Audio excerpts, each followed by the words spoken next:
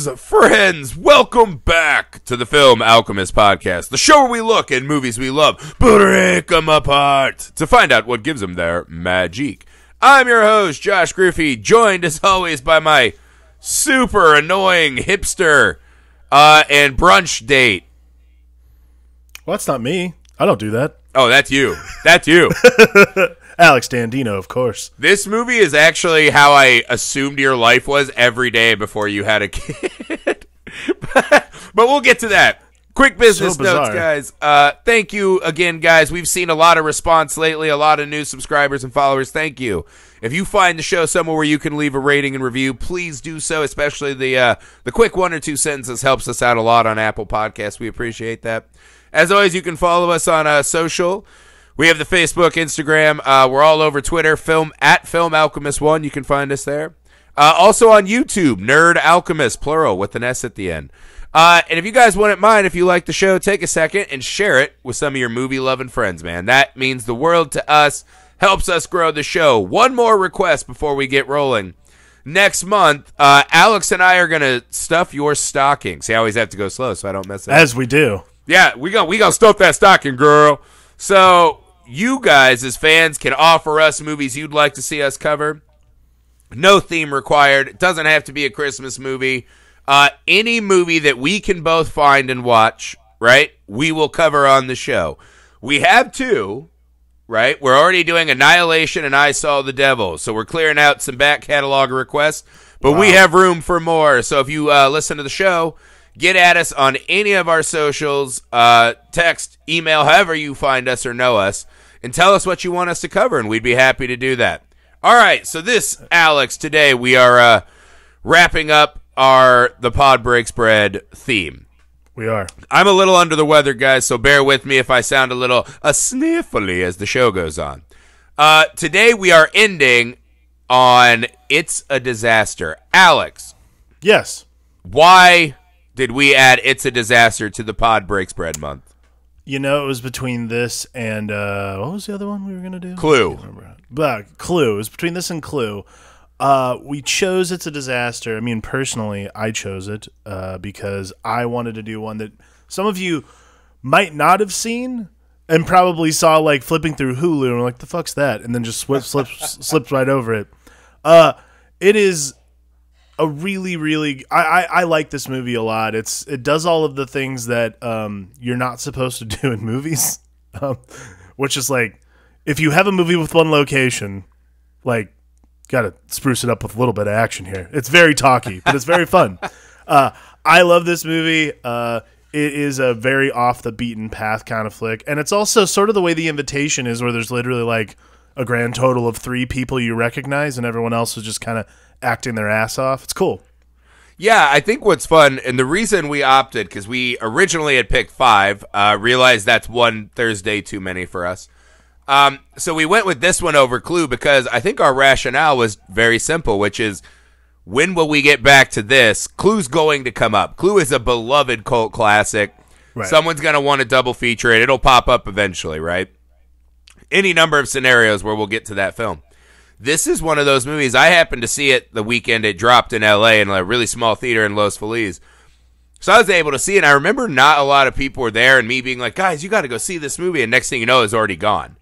Yeah. And it's just one of those really fun, well-made. My only critique, if I had one of this movie, is that it's not very filmic, as De Palma would say, right? There's not a lot of reasons that this is a movie rather than a play. This feels like the best play you would have seen in years, right? This was written and directed by Todd Berger, who's big in the I think he's big in the sketch comedy scene out here. He's directed a few other things, but he's very big in the sketch comedy scene.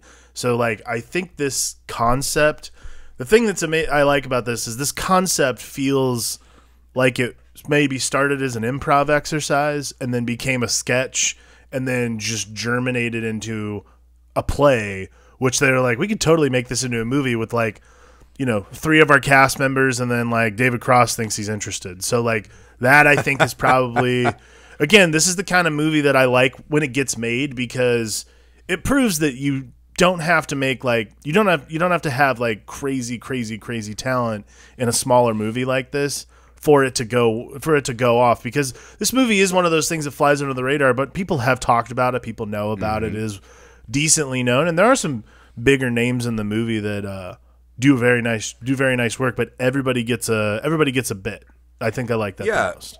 And it's not, you don't need name talent, right? I feel like everyone in the cast is exceptionally good at their role.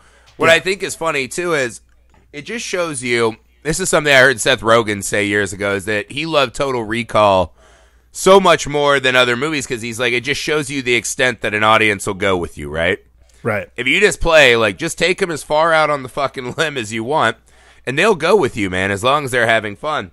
And this movie, to me, is almost the exact inverse of this, right? It kind of has this sly genre overtone, right? That it uses as cover to hook you in, right? That, there's some kind of apocalypse bend to this.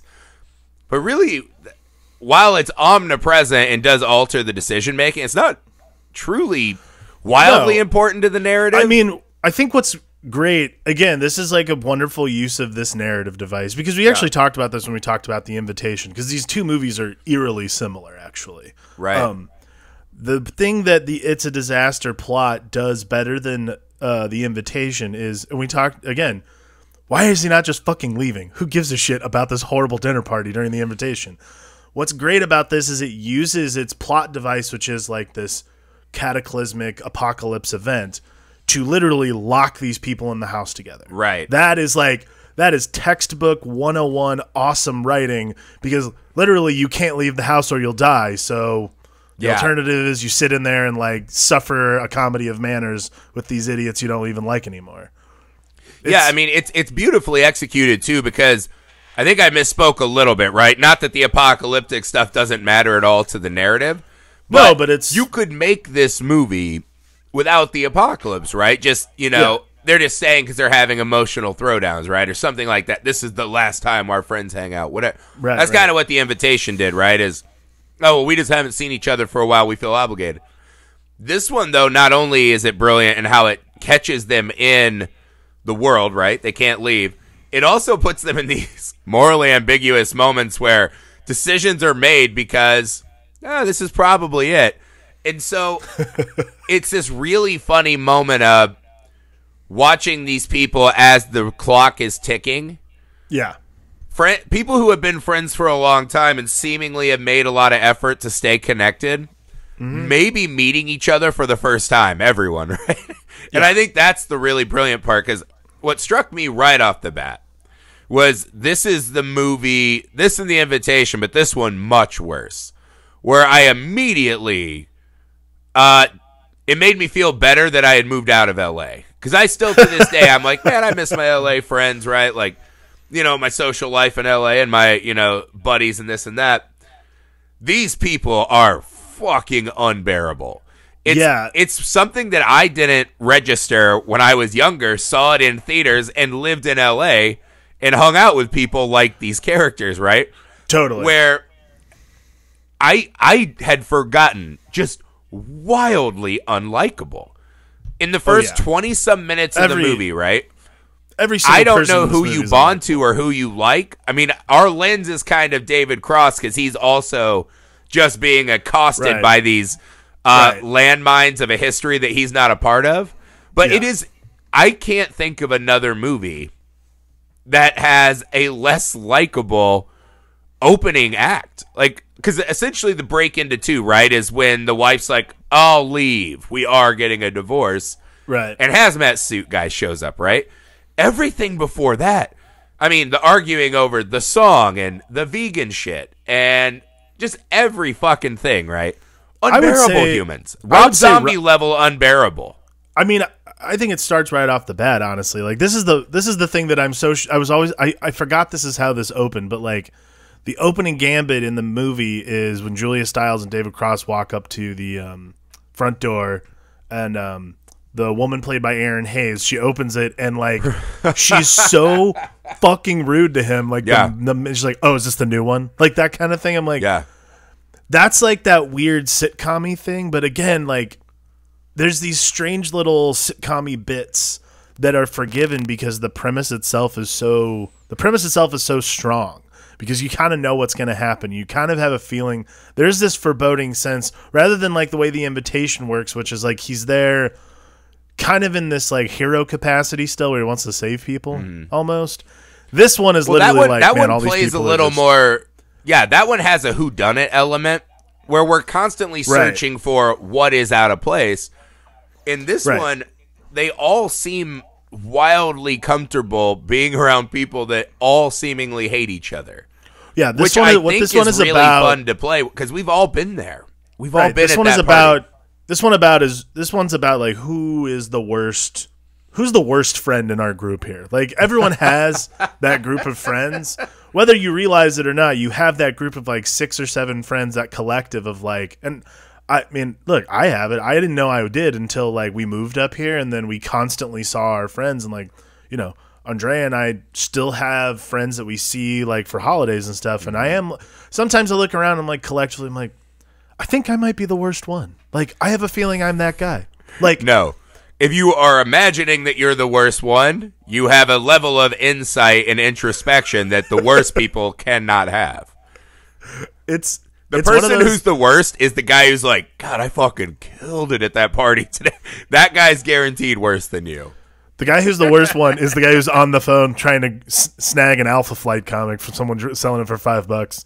Not a good look for our brethren of the nerdy elder man. Yeah. That's actually something I love that's actually the thing I love the most about this movie. That character is such a douche, but the conventions of like post-apocalypse storytelling are just turned on their ass constantly because they're not doing any of the things that normally would come up from them. And he constantly is talking about like, oh, we got to get to like a Target or we got to get to like a Walmart. Right. Like, there's like bikers out there. We're losing time. Do you see anybody with bite marks or anything? And everyone's just like, what the fuck is wrong with you? Like that's our brethren, and those are the people that like in those situations we'd also be like, dude, shut the fuck up, all right? Yeah, I mean, I think there's a fish tank for all of us, right, to swim in with these characters. Totally. What I like about the movie, I think what it does well, right, the thing that I would say is filmic about this movie is I like the layering of the apocalypse, right? So as the world outside's ending, the world inside is also ending, right? Yeah. When they sit there and they're like, yeah, we're getting a divorce. We didn't want you guys to find out this way. Over something innocuous, right? Like they can't get their internet and a football game on, right? So this starts the apocalyptic argument. And then she runs outside and is confronted by the guy in the hazmat suit. Yeah. Do you know that's the director? Oh, is it? That's funny. Yeah. What I like about that, too, is this is a movie that even when the world's ending, there is a pettiness to every character that I think is actually fairly true, right? Oh, absolutely. Me and my friend Sam used to fantasize a lot about, like, our road warrior life once it all went down, like how we would behave. I think actually I think this movie's probably fairly accurate, right?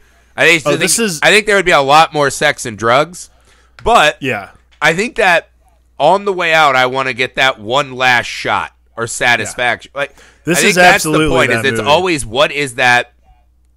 I want one more thing before it's gone. Yeah, and I think what this movie does well is there are two things that I latch onto as very filmic. Right, one of my favorite gags in the movie is the nice moment inside of them, you know, bickering or having a heartfelt moment, and then the hard cut to their friends outside where their corpses are being chewed on by crows. It's just one of those beautiful cutaways that a movie can do that a play can't. Yeah. That all the way draws you back. So as they're having these very personal, and we're getting deeper and deeper into personal bullshit, it just jumps us back and you're like, oh, everyone's dead outside. And it's just a really funny sight gag they do a couple times. Yeah. And also the extreme close-up on someone having a moment, right? There is a lot of moments in this movie where, you know, for having come out of sketch comedy, this is real awesome dramatic touches that I really like. That's what the comedy is built on. Like it's layered underneath. Like after the bomb literally drops. That's like the groundwork for the whole thing, which is there is this layer of foreboding and terror, but as each person either is more petty or more dramatic, more sincere, so on and so forth, and you start like revealing these actual people, the comedy that the comedy that's acquired in these bits, it gets better and better. I don't think anybody does it. Actually, I think America Ferrera might have some of the best like timing in this movie. Like when they pick up on the nerve gas stuff, like her only thing is like, can I have some scotch? Like she just starts like drinking and going down the list, and like her like gluttonous dive of like, fuck this whole thing. Like she's the one who's like a teacher, and she starts off like, well, you know, I'm like the administrator for my school because it almost shut down. Too, I'm gonna cook meth inside the kitchen so that we can all just get high as shit before we all die. Like that's the character I bonded to, because I think that's exactly how I would have been. That's everyone. That should be. I just want to go out high and fucking. Like whenever the apocalypse happens, I'm not going to be the one that's like, honey, go get my chaps and my nipple clamps. It's time to battle across the wasteland. I'm like, we had a good run. We as people fucked up, and now I'm just gonna like fucking literally fuck my way out of this. You know what I mean? That's exactly what it is. I mean, that's like. That's the wonder of the inevitability of this whole story is like you don't know I think that's what's fascinating. You don't know how it ends, but you definitely know how it's going to end. That's like the best part about this whole thing is it doesn't really matter how it ends at that point because the eventuality will occur. You still like by that time you're hooked in enough where you want to see how these people are actually going to play out. Yeah, and actually we'll get to the ending because I think they kind of subvert that a little bit, right? And again, this is one of those where it has to go one way, just like The Invitation. Right. This movie does a really good job of finding a slight veer, I would say. Yeah, totally. There are just scenes galore that I thought were fantastic, right? The scene to me that nails this movie, right? If you can only pitch it as one scene, it's when the friends show up late. Absolutely. And they're just talking through the door, essentially. That is the crux of the whole story. Yeah, right. These people who are there for their brunch, right? Their best friends, whatever. Who are like notoriously late friends. And they're just like, sorry, we already sealed it. I don't make the rules, right? She's trying to like brush it off like, I'm a doctor. I don't make this up. I'm sorry. And she's like, come on, dude. Gordon's sick. We're your friends, blah, blah, blah. And she's like, and then she has that pause, right? Where she's making excuses. She goes, well, maybe if you respected other people's time a little bit more. And just like, but this is what the movie does well is we're ending, but there is a combined pettiness and truthfulness that I adore so much. Because it is one of my biggest pet peeves. I hate people who are late. I hate tardiness. And especially now that I have kids, it's 8 million times worse, right? I have to know when I'm scheduled, right? That alters a lot in my life. So that moment of pettiness because this is the moment, right? And you do this a lot throughout the rest of the movie where is she truly thinking in a survivalist mindset, right? Like if we open the door, we'll get sick like them. Right. Right? Or, and this is a woman who's taken the Hippocratic Oath or Hippocratic Oath, whatever that is, right? Do no harm, help out, try to save people. But is it that she actually is in a survivalist, like we can't let the infection in, blah, blah, blah, which she is watching this guy die? Right. Or is it that little separation, right? This is what the apocalypse has now given them, is a moment to stop and have something between them and their friends, right? That has just destroyed this wall. So the scales have fallen from her eyes and she's kind of just staring like, why would I risk anything for these fucks? Yeah. Like, you know what? I actually do hate them. And they do a great job because early when they're getting out of the car and she's like, oh, well, we're going to wait for these people to eat. Julia Stiles is like, we're not waiting for them, right? You know, you could tell it's something that bothered her early. It's just like a really subtle, like, we don't wait on them to eat. They're always late. For sure. And it has that very fuck you tone that when it plays out here, and this is kind of the entire thing, right? Is characters where you don't know if it's survival or, you know, now that I don't have to pretend, fuck these people. And it just is ripe for comedy and drama. Brilliant scene. Yeah. Yeah. I mean, again, like I was saying, that scene is just the crux of the whole argument in the movie. Like, I mean, it's beautiful. Like, it's who are you going to be petty to? The people who are late. Like, what is the thing that annoys you the most about someone? That's the story, and we're going to turn it all the way up. Like, that absolutely has to be how this works, because otherwise this is just like this weird, like, sort of like Ingmar Bergman comedy of manners if you're not careful. And like like that sense of foreboding you get from like seventh seal level of death. And then you're just like, well, none of this is funny. All these people are going to die miserably. Like, that scene is so important to like understanding and like unlocking the importance of the rest of the movie, because that's how all of them are. Like, everyone's going to have their own, because it's like right before that, I think we have that really tender moment with Aaron Hayes and the guy who plays her husband, where they're having that like, is that moment they're having in the car? Is that before? I mean, they have like 3 of those little key scenes. But no, I think they did the film strips first. That was their first kind of like, it was good. Right, yeah. And I think that's the funny thing about the movie is we go on this journey where all the characters seem to hate each other and then start opening up to each other. And by the end of the movie, you almost get the sense that maybe through this conflict, they found some kind of reason to stick with it. Because it's the same problem again as The Invitation, where I'm like, I would just rather die than hang out with these people. Right. I don't want to die around these people. And I think the weirdest choice they make in the movie that kind of highlights the absurdity of this, right? Because we're seeing engagements called off, administrator girls just getting stoned, people have been having affairs, marriages are over, all these scenes, right? Like, one of the scenes that is my favorite, one of my like couple favorite scenes, is I love the moment where David Cross and Julia Stiles are just like, we'll light some candles and have wine. Like, we'll still try to have a romantic moment. Right. Because it's such a, just trying to light a candle in the storm. Like, why? Why? It's over. Right. Yeah.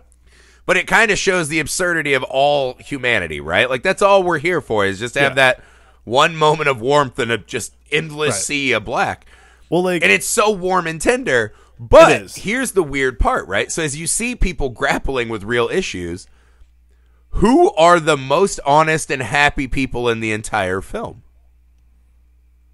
Oh, I mean, to me, it's the 2 that are just fucking the whole time. Yeah, it's the fucking asshole swingers that are breaking up marriages and, whatever. Right. They are kind of as honest as anyone else in the movie. Right? And you think Julia Stiles and David Cross, and you find out later they've been lying to each other about jobs and internet profiles, whatever. But so this is the weird absurdity of the movie is, this is our last chance to get it right or have a good, like, for those people who just hate each other, right? That married couple hates each other. They both cheated, and not cheated in a way that is more traditionally understood. Like, I'm out of town on a business trip. I found like some night walker in a bar, right? And I gave her, money, and we did this. Right. This is people who are at their fucking brunches, best friends, right? Big emotional consequences to these decisions. So much more than just sleeping with a pro, right? Right. And so while they're doing this, those people are having this moment of, we were good together. Like, this is where it went wrong. We should spend our last time together, Like, pretending that we were happily married. Pretending and lying to each other in the end. Right. Which is a baffling way to spend your last moments, but very human reaction. So, for people to be going through that and then just say, the weird people who just fuck everything that moves and are in the worst cover band of all time, they're kind of doing it better than everyone else. So, there's just this overall absurdity to, like, why try any of this?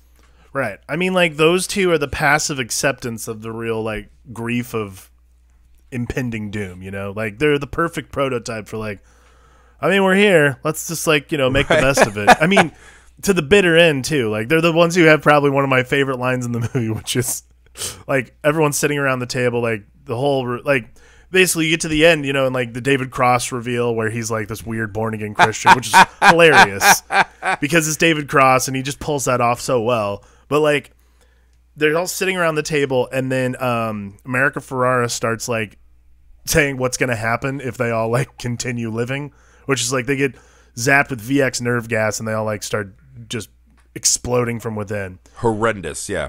Yeah, like this horrible story. And the meantime, they're all sitting there with like a cup of poison already to like drink together. And they both, and the 2 swingers just go, well, fuck you guys, enjoy shedding blood. And they're like, I'm ready to drink. Like that, like, that to me encapsulates so perfectly between that and the late Friends. That encapsulates the movie so well. Yeah. Which is like at the end when we're all together, like if you're with your friends, like, yes, lovely, that's wonderful. But yes, in this like abysmal pit of blackness that is life sometimes, like sometimes you got to go out with a bang, man. And like that's like the best part of the movie is these people are literally like, you know what, just like let's just get this over with. Yeah, and that's the oh my gosh, sorry, it's easy. But that, I think, is one of the best scenes, right? Is one revealing David Cross is trying to poison everyone. Right. And his subtle turn into like, I am a teacher. I do teach history, Bible history. And you're like, oh, here we go. But that is like a great Julia Stiles moment where she's like, hey, whether we do this or not, like follow his plan, whether he's right or wrong about drinking the poison, I do want to make a note just to the people in this room who will be dead soon that he's crazy, right? Like I want that one little win. Yeah, everyone knows he's crazy. Oh yeah, sure. Yeah, that one tally, right? It's so fucking funny.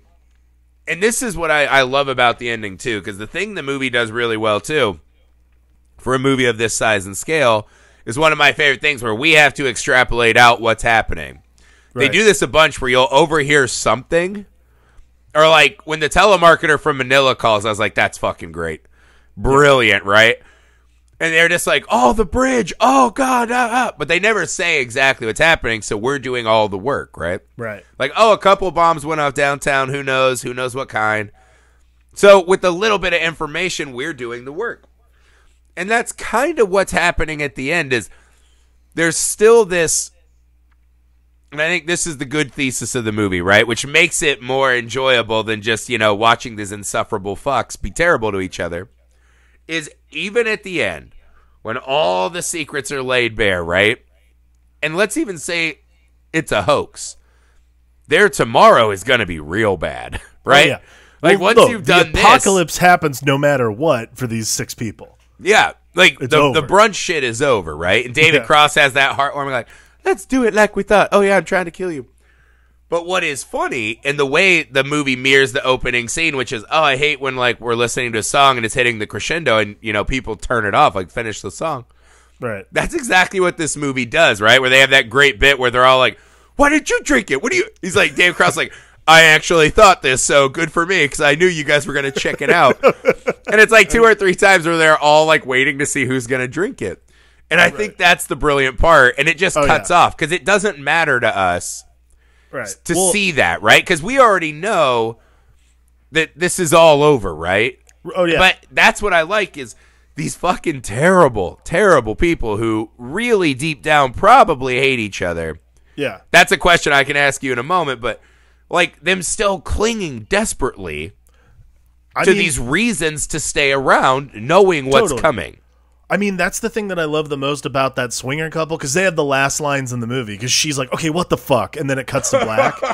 But, like, of all the people to be doing that, she should have been the one to drink the poison first, and she didn't, which proves beyond a shadow of a doubt this whole, like, every single one of them is such a facade of whatever person they want to be. Like, these swingers aren't really swingers. They're just, like, sad, pathetic people like the rest of us. They just don't want, they're just not willing to admit it at all.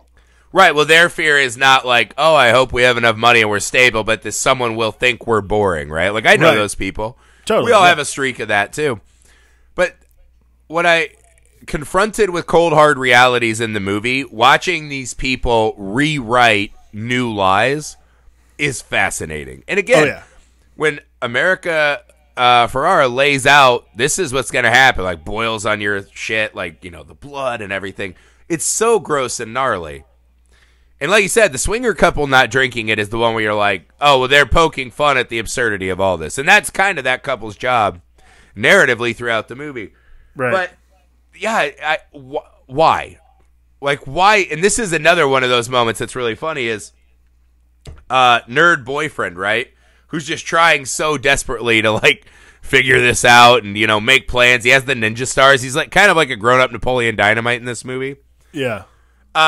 When he's like, when he throws the guitar, right? When they're having that House of the Rising Sun, like that nice moment.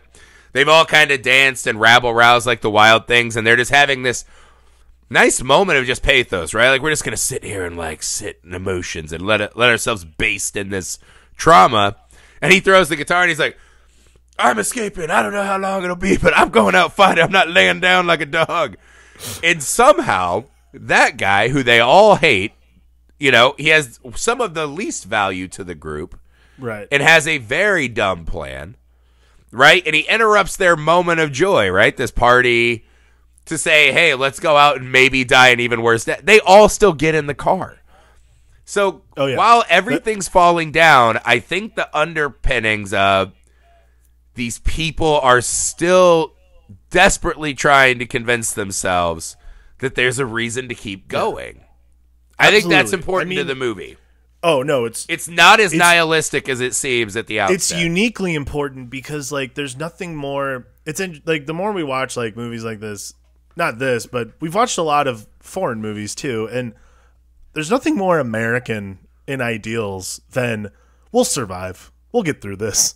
Like, again, it's like getting under your desk during a nuclear explosion. Like, oh, we'll survive if we do that. Like, it's the exact same mentality, and it's like the most American filmmaking thing that you can put in a movie is like, we'll survive this cataclysmic event because bad things don't happen to us.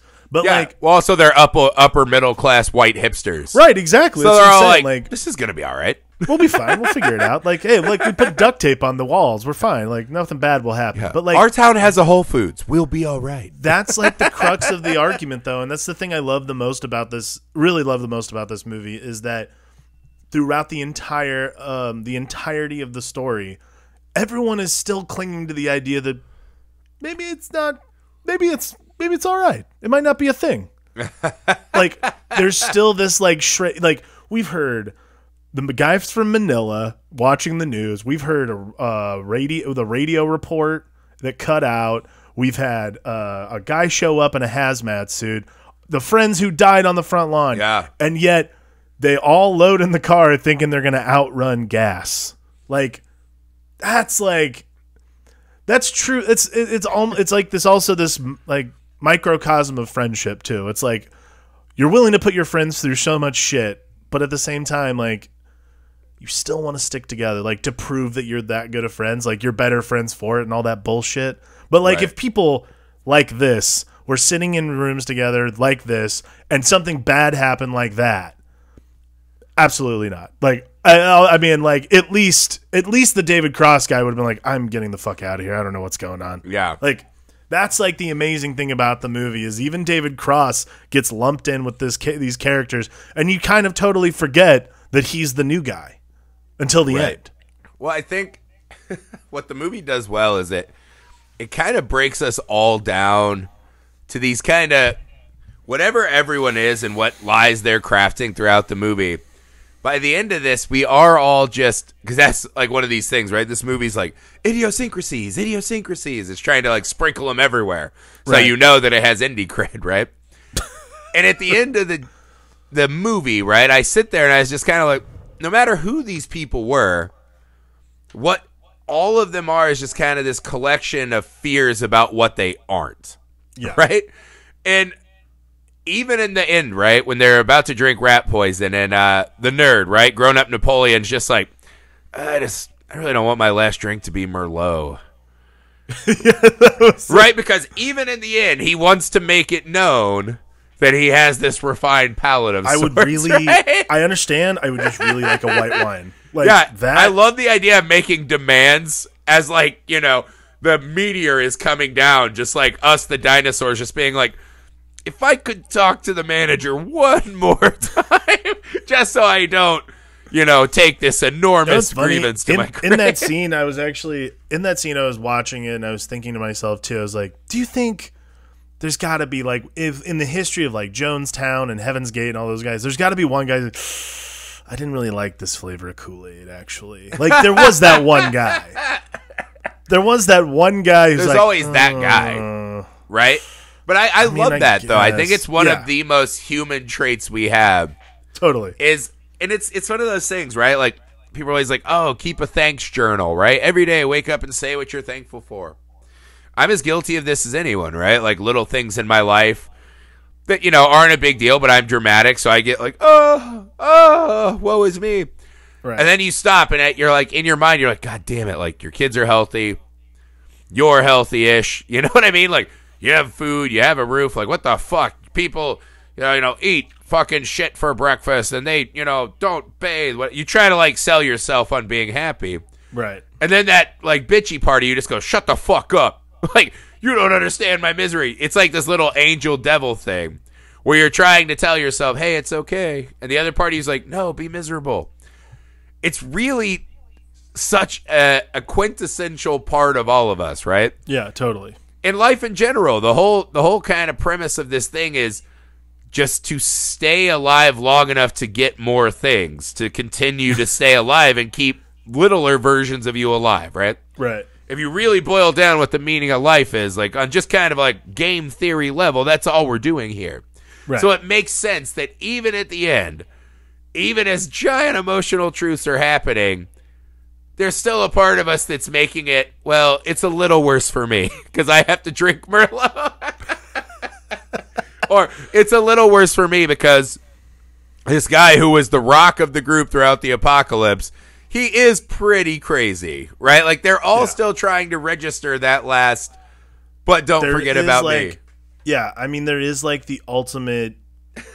It's just a movie that examines the true human condition, which isn't, like... It's not complicated. Like, we all want what we want. We're all singularly motivated. Like, especially if you... I mean, listen, none of these characters have children. I'll say that. Like, right. I think if you have kids, your mind shifts a little bit. Your focus changes considerably. But, like... when you're just you and someone else or just you, yeah, like you're pretty singularly motivated. You're survival, and that's your life. Like, it's survival, and then on top of that, what else can I get? Like, that's kind of how anyone who's in a relationship, just them or just by themselves, that's how you probably are thinking right now. Right. And what this movie does with its characters is it kind of takes survival out of the equation, right? Yeah. Which is interesting. These characters have it doesn't seem like these characters have big flaws, right? Even the wedding singing couple, you don't hear them. It's not one of those, like, it would be cliche for the movie to be like, oh, they're having trouble with their bills and, this and that. They're on hard time. A movie never does that, right? Everyone seems to be pretty well off. They're okay at least. And so what it does is it focuses more on the not what we don't want what we want what we aren't and don't have, right? And this is why you fuck your best friends, whatever, because you have this closeness of, so the girl who's with the wedding singer, right? Yeah. She's saying like, oh, we're so chaotic and unstable. But that guy, they've been a couple for so long, right? There is some allure to that. Like, maybe I could be comfortable and have that. Right. Doesn't work out, right? They go back their other way. And then that couple's like, oh, well, maybe if I fuck Buck, he's a little wilder, younger. Like, maybe he'll do something different. And then you just, at the end of the day, you realize, oh, well, I just want to do that because it's new, right? It'll give me a new emotional response. And I love that the movie kind of focuses in on this a lot, right? It's this last chance for people to try to, I'll solve it all in 3 hours, right? Like, well, they all have this myth, right? When they're listening to the House of the Rising Sun, where it's like, we've changed, like we've come full circle. It's like, no, you haven't. None of you have. Well, it's the real beauty. It's the real beauty of the film is that, like, when you take survival out of the equation, what are these people left with? They're left with their idiosyncrasies and their petty squabbles and like what ultimately makes friends friends. Because look, at the end of the day, look, I love all my friends. The 5 that I have kept over the years, I love them all. But I also, there's things that annoy me about them too. Like, that's really like the important thing about the movie is it's about what friendship is once you put a ticking clock on it. That's really kind of like what it boils down to for all of them. And again, it's fun to watch. I mean, David Cross, again, like when you watch it knowing what David Cross is, it's actually you see the hints drop. Yeah. But like he is kind of this like again, like they do this constantly, like they subvert the moral focus of the movie. Like for a long time you think it's David Cross and then he like drops the bomb and you're like, "Oh, so literally no one is good." Got it. Okay, cool. Like that's fine. That's how this narrative works. Right. And I think that's what the movie does, right? Is while all of this is tragic, and there's real, like, you could read a synopsis of this movie, and it would sound very Lifetime-y, right? Like, trapped in a house, can't leave, disaster. Couple finds out they've been cheating with other couple. Other couple calls off engagement. First date, people ponder about how many kids they would have had. It feels very Lifetime. But what the movie does so well is it finds its comedy by just showing you that none of this matters, right? Because we're not going to survive and forge on in a post-apocalyptic world like Napoleon's talking about.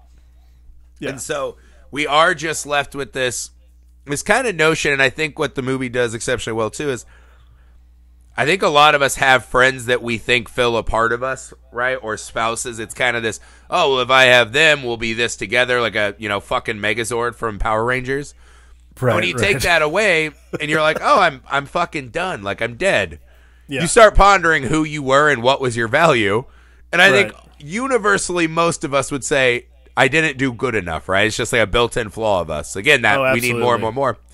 And so then once you have the realization, like, well, I'm dead, and I've surveyed my life, not impressed, now I kind of hate all you guys for just accepting me like this and not helping me do better, right? So the inevitability, the kind of pointlessness of it, I think set the stage to where when it cuts to black and we don't actually see them die, it reminds us that while nothing any human has ever done is probably of true consequence in a kind of cosmic,